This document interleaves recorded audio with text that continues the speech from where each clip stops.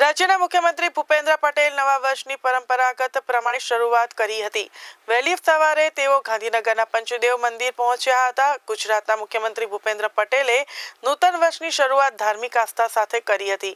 દર વર્ષની પરંપરા મુજબ મુખ્યમંત્રી વહેલી સવારે ગાંધીનગર સેક્ટર 22 સ્થિત પ્રસિદ્ધ પંચદેવ મંદિર પહોંચ્યા હતા। નવા વર્ષના આ પવિત્ર અવસરે મુખ્યમંત્રી પંચદેવ મંદિરમાં આરતી અને દર્શન કર્યા હતા। તેમણે રાજ્યના તમામ નાગરિકોને સુખાકારી, સમૃદ્ધિ અને શાંતિ માટે દેવતાઓના આશીર્વાદ મેળવ્યા હતા અને મંદિર પરિસરમાં થોડા સમય માટે ભક્તિમય માહોલ સર્જાયો હતો। દર્શન અને પૂજા અર્ચના કર્યા બાદ મુખ્યમંત્રીએ રાજ્યના તમામ નાગરિકોને નવા વર્ષની હાર્દિક શુભેચ્છાઓ પાઠવી હતી। તેમણે સૌના જીવનમાં સુખ, શાંતિ અને સમૃદ્ધિ આવે તેવી કામના વ્યક્ત કરી હતી। દર વર્ષની જેમ આ વર્ષે પણ મુખ્યમંત્રીએ અહીં આવીને રાજ્યના હિત અને કલ્યાણ માટે પ્રાર્થના કરી હતી। તો સીએમની આ મુલાકાતને કારણે મંદિર અને આસપાસના વિસ્તારમાં સવારથી જ ચુસ્ત બંદોબસ્ત ગોઠવી દેવામાં આવ્યો હતો। વિક્રમ સંવત 2082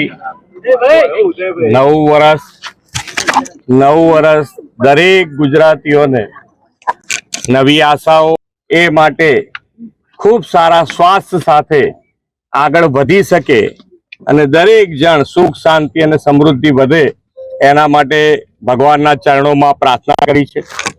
દરેક જણ નવા વર્ષમાં આગળ વધે અને માનનીય વડાપ્રધાનશ્રીનો જે વિકસિત ભારત અને વિકસિત ભારત માટે આત્મનિર્ભર સાથે દરેકે દરેક ગુજરાતવાસીઓએ આ વખતે દિવાળીમાં ખરીદીમાં બધાએ સ્વદેશી ઉપર મહોર લગાવી છે અને આત્મનિર્ભરતા સાથે માનનીય વડાપ્રધાનશ્રીનો સંકલ્પ વિકસિત ભારતનો પૂરો કરવા માટે દરેક ગુજરાતી તૈયાર છે આત્મનિર્ભરતા સાથે આગળ વધવા માટે। બધાને નવા વર્ષના ખૂબ ખૂબ ખૂબ ખૂબ શુભેચ્છાઓ।